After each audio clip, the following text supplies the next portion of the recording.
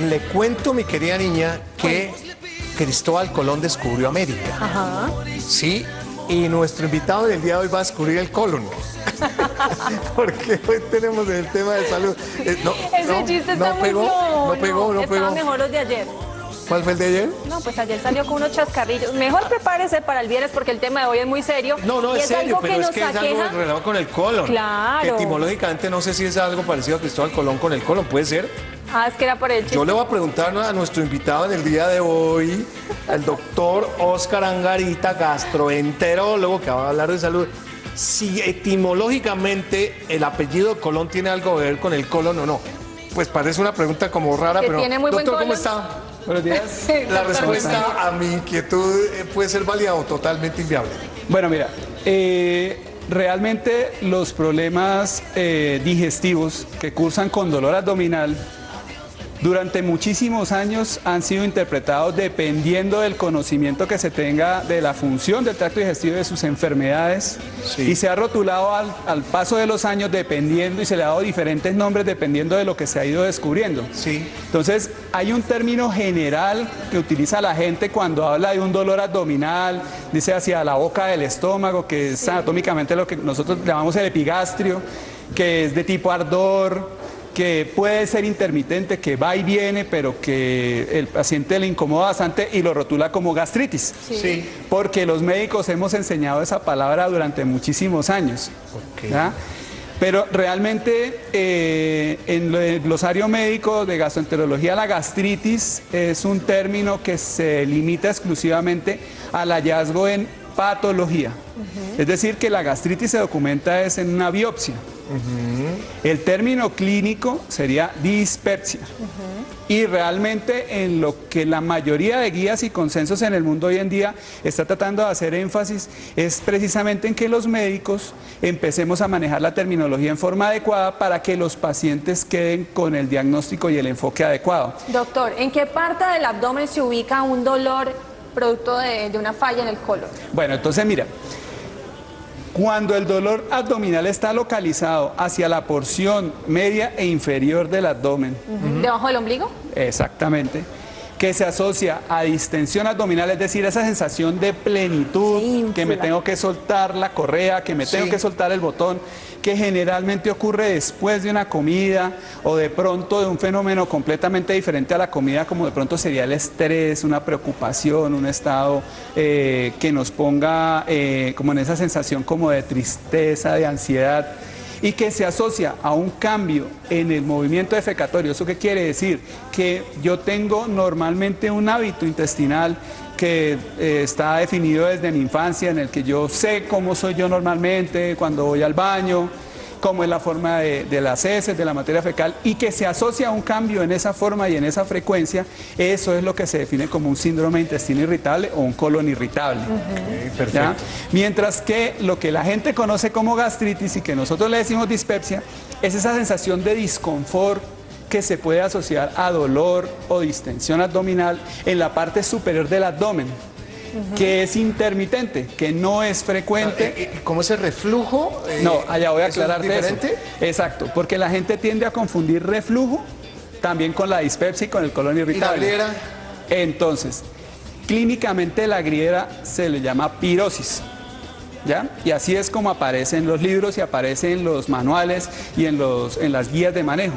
La pirosis, para uno preguntarle al paciente, le dice, el dolor que a usted le da es un dolor como un ardor que usted siente que se le irradia hacia la región superior del tórax, detrás del hueso que tenemos acá, que se llama el esternón.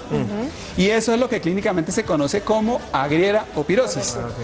La agriera o la pirosis se asocia al diagnóstico de reflujo cuando se presenta más de 3 veces a la semana, en forma permanente, independiente a comidas o a cualquier otra situación, y que se puede documentar durante más de 2 o 3 meses. Y se asocia a otro síntoma más que se llama regurgitación, que es que uno siente que se le devuelve la comida. Bueno, eso puede ser tema de otro día. Volvamos a la parte inferior, media inferior del abdomen. Y hay una preguntita en redes sociales que nos acaban de enviar y luego vamos con preguntas de los televidentes también. Nos pregunta Maribel Monroy. Hola, me dan dolores del lado izquierdo de mi abdomen como punzadas. Quiero saber si ahí es donde queda el colon. Bueno, entonces, el colon es la porción final del tracto digestivo, ¿cierto? Es lo que se conoce como el intestino grueso. El diagnóstico del síndrome de intestino irritable se limita precisamente a esa porción del tracto digestivo, ¿ya? Hacia el colon. En el flanco izquierdo, que es donde dice la señora que está preguntando, se localiza con mucha frecuencia el dolor abdominal. El dolor abdominal del colon irritable se puede asociar hacia el lado izquierdo, hacia el lado derecho, es muy frecuente hacia el lado izquierdo.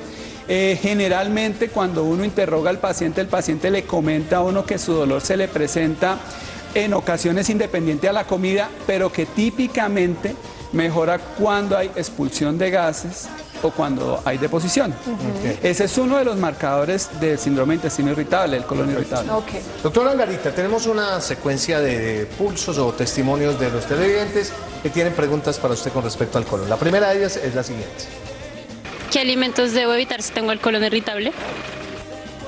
Bueno, entonces, digamos que hoy en día el síndrome de intestino irritable se le está dando varias opciones de manejo. Es decir, esto no es un manejo exclusivamente ni de medicamentos, ni de dieta, sino es un manejo que es multifactorial, que depende de muchas cosas. Sí.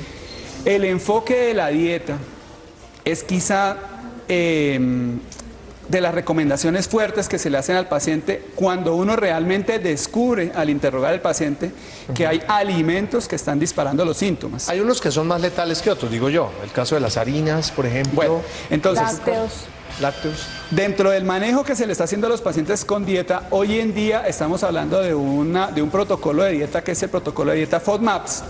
Esas son las siglas en inglés para decir que en el protocolo que se le va a aplicar al paciente, lo que se le va a quitar son los alimentos que liberan más gas intestinal. ¿Qué son? Ejemplos. Entonces, FODMAPs, que son las dietas de oligosacáridos, monosacáridos, polioles, fermentables. ¿Y eso qué significa? ¿Cristiano qué es? Se reduce a que ciertas harinas, Ciertas harinas. ciertas frutas, ciertos granos, ciertos vegetales se asocian con la liberación de gas ¿Y intestinal. esos cuáles son? Entonces, además de estos alimentos, hay que tener en cuenta también la sensibilidad a la lactosa.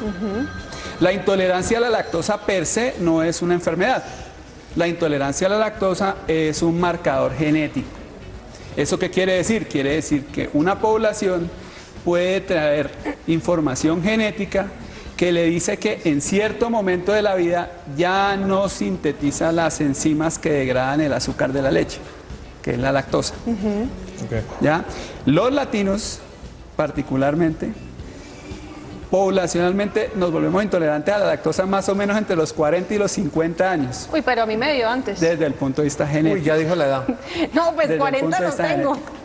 Hay poblaciones en Europa que toleran la leche toda la vida, pero en nuestro medio es lo más frecuente. Ok, Bueno, pero muy bien, entonces vamos. hablemos de esos granos, Entonces, de esos mira, vegetales que no podemos consumir. Esas verduras. La idea es que uno le hace un interrogatorio al paciente con respecto a qué alimentos consume Sí. y se le dice el brócoli, ¿El brócoli que el Evitable. coliflor, Coliflor. Uy, no, pues que esos sí son gravísimos. los frijoles, Bomba. los garbanzos. ¿Qué hacen los bomba. paisas entonces?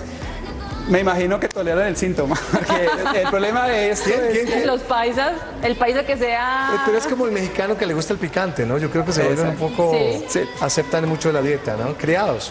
digamos que el tema con nuestra alimentación es que nuestra alimentación sí varía mucho y Sí. se hacen muchas mezclas dentro del almuerzo de muchas cosas que a la larga terminan liberando gas intestinal. Entonces, por ejemplo, los alimentos que vienen empacados, procesados, sí tienen estos químicos que liberan gas intestinal. ¿Así? Los juguitos de cajita, ¿Los enlatados? ¿Los jugos de cajita? ¿sí? ¿Enlatados Y también? debo recordarles que los embutidos utilizan la lactosa como uno de los preservativos. componentes ¿Ah, sí? para preservar el ¿Y alimento. por qué hay personas que sí toleran estos alimentos y otras que no, doctor? Pues realmente, digamos que esa es una de las cosas que hoy en día no se ha podido demostrar exactamente. Debe haber un patrón de sensibilidad genético propio, Muy ¿cierto? Doctor, es que tenemos mucha gente preguntando y Me es vital. imagino. Yo sé que el tema es fundamental. Siguiente televidente para que usted le responda, por favor. ¿Se pueden prevenir los problemas en el colon? Bueno, Como este es un tema que es un problema que es multifactorial, hay unas cosas que se nos escapan de las manos para poderlas prevenir. El síndrome de intestino irritable tiene uno de los factores disparadores importantes que son las infecciones. Entonces, una persona que tiene un cuadro de sensibilidad alta en su colon, que ya sabe que sufre de colon irritable, cuando le da gripa, cuando le da una diarrea viral, cuando le da una diarrea mediana, pues puede que experimente estos síntomas durante mucho tiempo más de lo que una persona que no tenga este cuadro de sensibilidad. Estamos hablando de que el síndrome de intestino irritable en la población mundial es más o menos entre el 15 y el 20% de la población. Pero se va aumentando. Hasta ahora lo que se ha hecho en los estudios poblacionales no se ha visto que haya aumentado como tal el diagnóstico. Lo que pasa es que ya más gente identifica que lo que tiene sí es un colon irritable. ¿Ya? Entonces, las cosas que se pueden prevenir y manejar realmente son las cosas que le van a disparar los síntomas en la dieta. Digamos, yo no le podría decir a alguien, a un ejecutivo, que controle el estrés porque probablemente es algo que se le va a salir de las manos. Total. Bueno, muy bien, tenemos otra pregunta, pero de redes. Mónica, ¿qué dice las redes en este momento? Dice lo siguiente, ahí está la inquietud de los televidentes a través de las redes sociales. ¿Cuáles son los síntomas que me pueden alertar que tengo problemas de colon irritable? Síntomas básicos. Bueno, realmente los síntomas básicos fueron los síntomas de los que les hablé al principio, la sensibilidad alta en el marco cólico, es decir, en el lado izquierdo, en el lado derecho del abdomen, la presencia de gas intestinal, mucho gas intestinal, el paciente experimenta que el perímetro del abdomen se le crece como por minutos durante la tarde o hacia la noche, y que tenga además un cambio en la forma y la frecuencia de la materia fecal. Doctor, una respuesta rápida de una inquietud que nos han enviado mucho en las redes sociales, y es que si una persona sufre o padece de colon irritable, puede llegar a tener cáncer de colon. Bueno, esa pregunta es muy importante porque realmente la asociación entre dispepsia y cáncer gástrico es mínima. La asociación entre síndrome de intestino irritable y cáncer de colon es mínima. ¿Ya? Lo que sí debe hacer uno de una forma muy juiciosa cuando tiene a su paciente en el consultorio es buscar una cosa que se llaman síntomas de alarma. Los síntomas de alarma son los que le van a decir a usted si su paciente hay que hacerle una colonoscopia o simple y sencillamente se puede manejar con todo lo que hemos estado hablando de cuidados de la dieta y de pronto los medicamentos para alivio de síntomas. Los síntomas de alarma creo que desde hace muchísimos años se vienen haciendo campañas y la gente ya los conoce, que son el sangrado rectal. O sea, dolor abdominal con sangrado rectal, ojo que es un síntoma de alarma. ¿Sí? Dolor abdominal y pérdida de peso no explicada, ojo que eso es un síntoma de alarma. Dolor abdominal y sensación de masa, que se palpe masa el paciente o que uno en el examen lo palpe, ojo que eso es un síntoma de alarma, eso ya cambia completamente. La historia familiar de cáncer de colon, que es algo que atormenta muchísimo a los pacientes cuando sufren de intestino irritable y de pronto alguien tuvo un cáncer de colon en la familia. La recomendación que hay hoy en día es que toda persona, independiente o no de síntomas, al llegar a los 50 años, se haga por lo menos una prueba que se llama sangre oculta en materia fecal. Es decir, vamos a buscar si hay alguna lesión que puede estar sangrando y que no nos hemos dado cuenta. Esa lesión puede ser una cosa irrelevante, como puede ser una neoplasia, o hacerse una rectosigmoidoscopia. ¿Esto qué quiere decir? Es una colonoscopia abreviada, es una colonoscopia más corta. En nuestro medio, nosotros recomendamos más la colonoscopia por muchas cosas, porque pues se hace el examen completo del colon.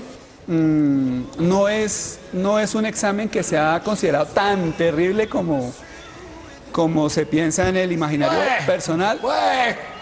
Y los beneficios que tiene hacerse una colonoscopia y encontrar una lesión temprana y quitarla sin operar el colon, tiene un impacto en salud pública importantísimo a largo plazo. Doctora Angarita, es que el tema suyo es maravilloso. Lastimosamente usted sabe que el tiempo en televisión es un poquito a veces adverso, pero creo que hemos quedado clarísimo. Primero que todo hay que prevenir, ¿cierto? Todas esas recomendaciones que usted ha dado son importantes, pero si quisiera la gente tener un poquito más de conocimiento, ¿a dónde recurre? ¿A dónde lo busca usted o exactamente a dónde? Bueno, yo trabajo en el Hospital Universitario Mederi, el Hospital Universitario Mayor Mederi. Sí. Es muy frecuente que los pacientes recurran a obtener la información con el doctor Google. Sí. Y de hecho, hoy en día es quizás un dolor de cabeza para nosotros también, porque el paciente a veces llega más dateado de lo que está el médico al momento de la consulta. Pero acuérdense que la información depende de dónde viene y depende de cuál sea el sentido que se le Por esté eso es dando a muy la importante información. buscarlo a usted. Doctor Óscar Angarita, gracias por estar con nosotros, como siempre, y además... A comer frutica, la hágale papaya es papayas, buena. sí, hágale ¿Sí? papayas, Sí. y esa es buena, sí. Muy bien, muchísimas gracias.